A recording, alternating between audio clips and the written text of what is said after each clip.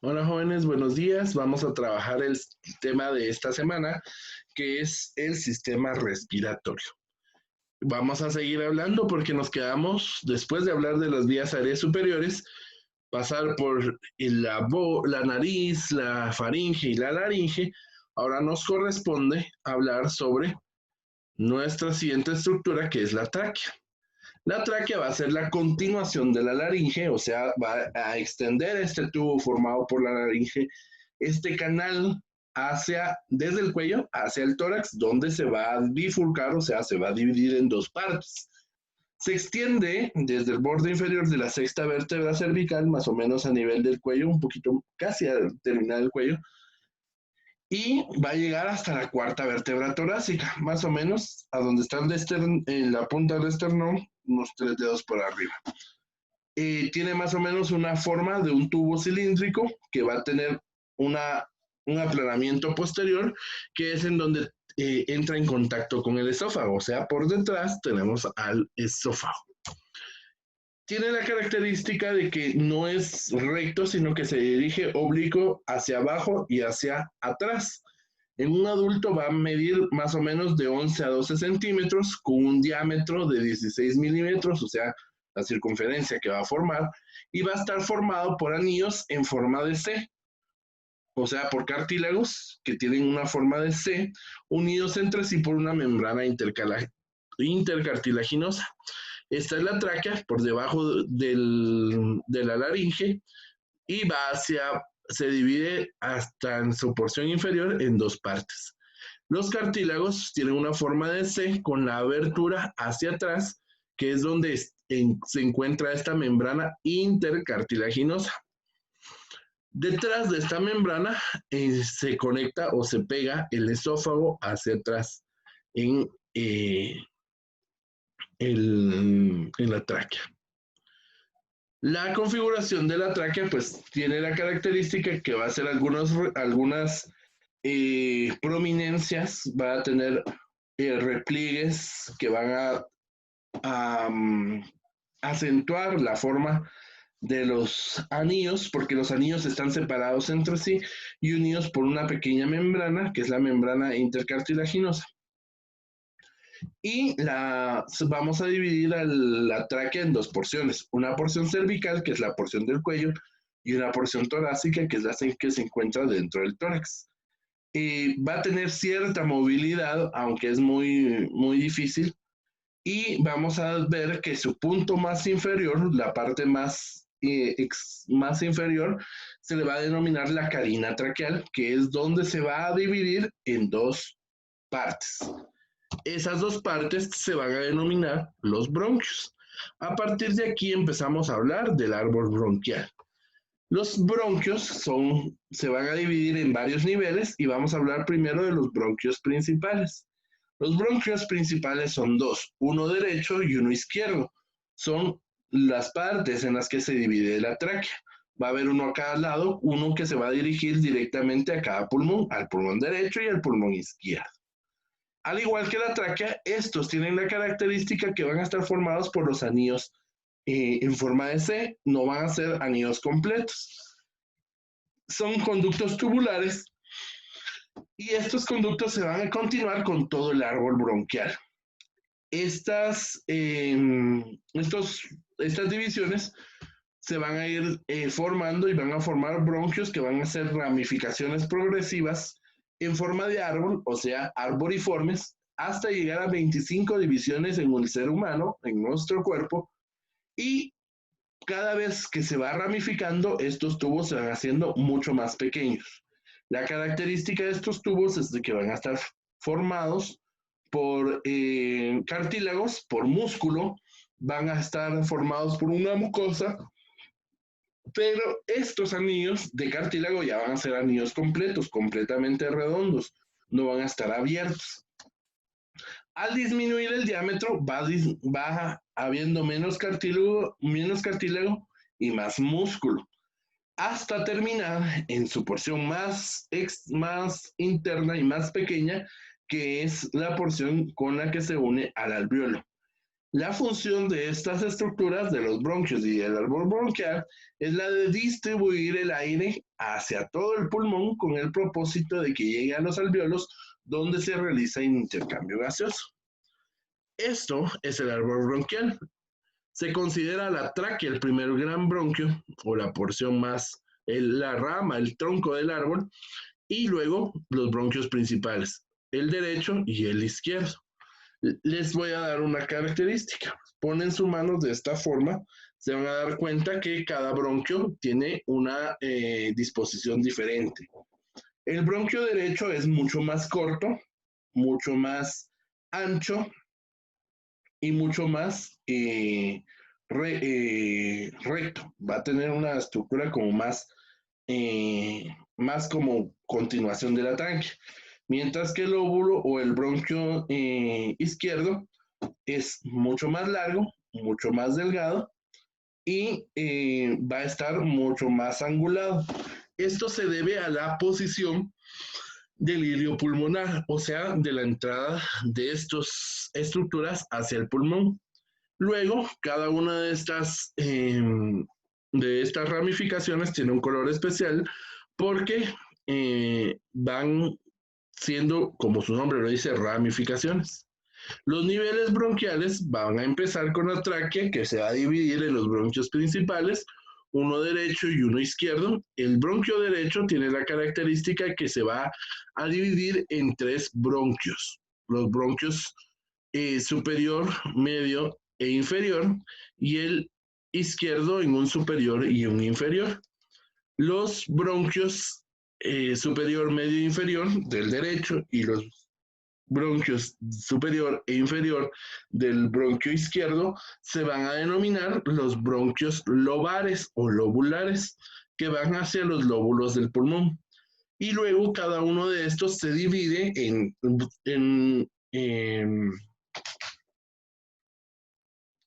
se fue. Cada uno de estos se divide en bronquios segmentarios a los diferentes segmentos pulmonares. Y estos segmentarios a su vez se van ramificando cada vez más, hasta llegar a 23 generaciones. Hablamos de los bronquios, que son las primeras 4 generaciones, los bronquiolos, que son la generación de 5 a 8, los bronquiolos terminales y los bronquiolos respiratorios. Si ustedes se van dando cuenta en esta imagen, mientras más va llegando, mientras más cerca llega de los conductos alveolares, que son los que llevan el aire ya a la porción más final, que son los sacos alveolares, va desapareciendo la cantidad de cartílago que tiene, o sea, va disminuyendo, hasta que en los sacos alveolares, en los conductos alveolares, es casi nula. Si nosotros cortamos uno de estos bronquios, encontraríamos esto. La porción interna, que va a estar llena de aire, porque esa es su característica, recubierta por una capa de un epitelio, que es un epitelio respiratorio, que va a llevar o que va a tener cierta cantidad de moco, de mucosa, que va a ayudar para mantener y atrapar las partículas que pudieran llegar a filtrarse dentro del árbol bronquial. Va a tener entonces una capa mucosa, una capa submucosa, una capa muscular y finalmente una estructura alrededor que lo va a envolver. Obviamente la capa muscular de estos bronquios es músculo liso. ¿Han oído hablar sobre el broncoespasmo o sobre el asma? Que seguramente eso sí saben. Resulta que cuando llega un agente externo, cuando hay un proceso inflamatorio, el músculo cierra el bronquio con el propósito de evitar que llegue cualquier partícula o cualquier situación extraña hacia el alveolo para protegerlo. Y entonces se cierra. Por eso es que a la gente con asma, cualquier cosita o que son alérgicos a cualquier cosa, resulta que entran en contacto con polvo, hace un proceso inflamatorio muy exagerado y entonces se cierran los bronquios. Y entonces la gente piensa, porque ya no puede entrar el aire. Y entonces, ¿qué hay que hacer? Se les da un medicamento que lo que hace es relajar el músculo para permitir la entrada del aire hacia el pulmón. ¿Sí? Ahora bien, los pulmones. Los pulmones son dos estructuras anatómicas que van a ser pertenecientes al aparato respiratorio, se van a ubicar dentro de la caja torácica, o sea, dentro del tórax, protegidos por las costillas y los músculos del tórax, y van a estar a ambos lados del mediastino, o sea, a cada lado del tórax.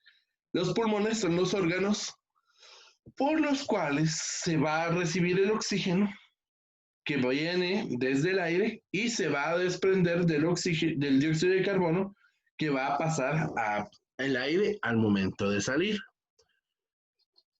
Resulta que el pulmón derecho es más grande que el pulmón izquierdo. Les doy 5 segundos, no, 10 segundos para pensar la razón por la cual el pulmón derecho tiene la característica de ser más grande que el izquierdo. ¿Tienen su respuesta? Comprueben si esta es la correcta. Resulta que dentro de la cavidad torácica también tenemos otro órgano que es bastante importante y también bastante grande, que es el corazón. Así que, como el corazón se encuentra sobre el lado izquierdo, el espacio ocupado por este va a hacer que el pulmón derecho sea más grande que el pulmón izquierdo, porque el corazón le roba espacio al pulmón izquierdo. Los pulmones, como les había dicho, están situados dentro del tórax y van a tener más o menos una superficie de color rosado. Mientras más grande la persona va perdiendo ese color rosado y su elasticidad. El peso depende mucho del sexo y del lugar, o sea, si es derecho o izquierdo, pero más o menos hablamos de que el pulmón derecho pesa unos 600 gramos y el izquierdo 500 gramos. A pesar del tamaño, son poco pesados. ¿Por qué? Porque tienen aire en su interior. Los pulmones van a estar cubiertos por unas capas que se denominan las pleuras. Las pleuras van a ser, o la pleura va a dividirse en dos partes.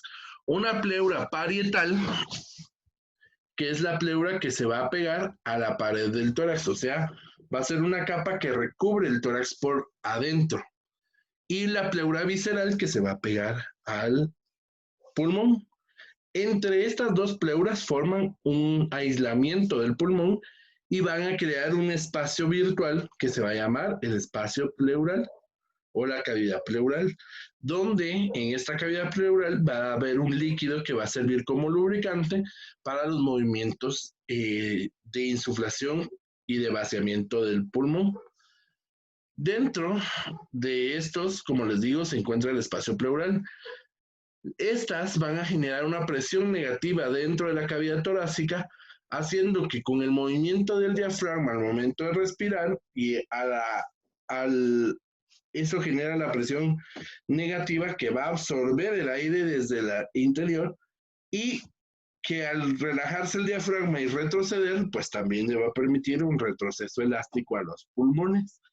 Y entonces las pleuras nos ayudan mucho con la amplitud del espacio dentro del pulmón.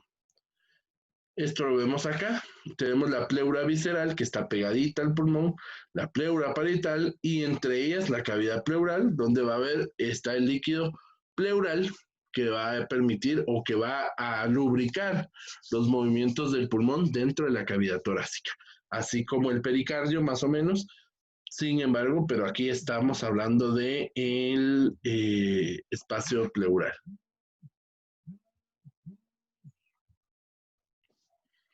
Muy bien.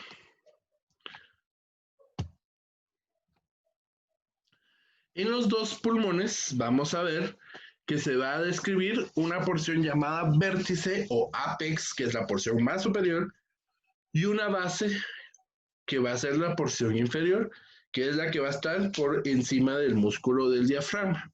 El pulmón derecho es el más grande y se va a dividir en 3 lóbulos por medio de 2 fisuras, o por medio de 2 cortes, le podemos decir, mientras que el izquierdo únicamente tiene 2 lóbulos y va a estar separado por una cisura, o sea, por un corte. Si los vemos, estas porciones que están en el lóbulo superior son el ápice o apex o o la porción más superior, y estas son las porciones inferiores. El pulmón derecho va a estar dividido en tres: un lóbulo superior, un lóbulo medio y un lóbulo inferior. El lóbulo superior se va a dividir o va a separarse del lóbulo medio por medio de la cisura horizontal, mientras, mientras que el lóbulo inferior se va a dividir o se va a separar del lóbulo superior y del lóbulo medio por medio de la cisura oblicua. El pulmón izquierdo solo va a tener un lóbulo superior y un lóbulo inferior que va a estar separado por la cisura oblicua. Así los veríamos en color. Ahora bien, en el pulmón izquierdo vamos a encontrar algo que le denominamos la escotadura cardíaca, que va a ser como en el borde interno del pulmón, en el borde medial, vamos a encontrar esa como abolladura, que es porque el corazón lo va a estar comprimiendo. Y en el lóbulo inferior vamos a encontrar un lóbulo que le vamos a llamar el lóbulo de la língula, que va a ser como una lengua, que va a estar un poquito por delante del corazón, que lo va como a envolver, y tiene forma de lengua, por eso se le llama el lóbulo de la língula. Eso básicamente. El pulmón se va a dividir en múltiples alvéolos que van a estar conectados hacia el exterior por medio de los bronquios y todo el árbol bronquial hasta llegar a los alvéolos. Estos alvéolos van a tener la característica de que van a ser la porción funcional del pulmón, porque ahí es donde se va a llevar a cabo el intercambio gaseoso, o sea, la absorción del oxígeno y la eliminación del dióxido de carbono. Si nosotros nos ponemos a ver, los alvéolos van a tener forma como de racimos y alrededor de ellos va a haber una red capilar muy importante, o sea, formada por arterias y venas. Las arterias, que van a ser las encargadas de llevar la sangre desoxigenada, porque se acuerdan que aquí es al revés, la sangre desoxigenada, y las venas que van a regresar la sangre oxigenada. Los alvéolos van a formar o van a tener unas paredes que van a estar formadas por dos tipos de célula, por tres tipos de célula. Los neumocitos tipo 1, los neumocitos tipo 2 y los macrófagos alveolares. Los neumocitos tipo 1 van a formar la pared, mientras que los neumocitos tipo 2 van a ser células un poquito menos abundantes, van a ser más abundantes los neumocitos tipo 1, pero los neumocitos tipo 2 fabrican una sustancia llamada surfactante, que si ustedes se dan cuenta en la imagen, este surfactante va a generar o va a rodear todo el alvéolo. El surfactante tiene la característica de servir como un agente tensoactivo. ¿Qué significa eso? Que va a mantener la tensión superficial para evitar que el alvéolo se colapse. El alvéolo es como una vejiga. ¿Qué pasa si nosotros a la hora de presionarlo para sacarle el aire, la presionamos mucho? Se queda pegada. El surfactante evita que eso suceda para que el alvéolo siempre esté abierto. Y los macrófagos alveolares, que van a estar como unos agentes de policía vigilando que nada extraño llegue al alvéolo, como bacterias, polvo y cualquier cosa que pudiera dañar al alvéolo. Y su nombre es macrófago, macro, grande, fago, comer, el gran comedor. O sea, si llega algo o algo extraño hacia el alvéolo, el macrófago se lo come y lo destruye, evitando que haya infecciones. Y alrededor del alvéolo vamos a encontrar todo ese lecho capilar que habíamos dicho para el transporte de la sangre y del transporte obviamente del oxígeno y del dióxido de carbono para la realización del intercambio gaseoso. Hemos terminado esta clase. Para la siguiente semana van a realizar o van a estudiar el sistema urinario. Vamos a empezar a estudiar el sistema urinario. Hemos terminado con el sistema respiratorio y vamos a realizar la lámina 7.5 del libro de Netter y van a hacer una pequeña investigación sobre broncoscopía. Investiguen qué es broncoscopía, busquen libros, busquen videos en YouTube. Es un procedimiento que hacen los neumólogos, se los voy a spoilear un poco, un procedimiento que hacen los neumólogos, meten una cámara y van a buscar los bronquios, pero ya ustedes terminen de hacer su investigación. Así que hemos terminado el tema de hoy. Nos vemos la siguiente semana. Un saludo.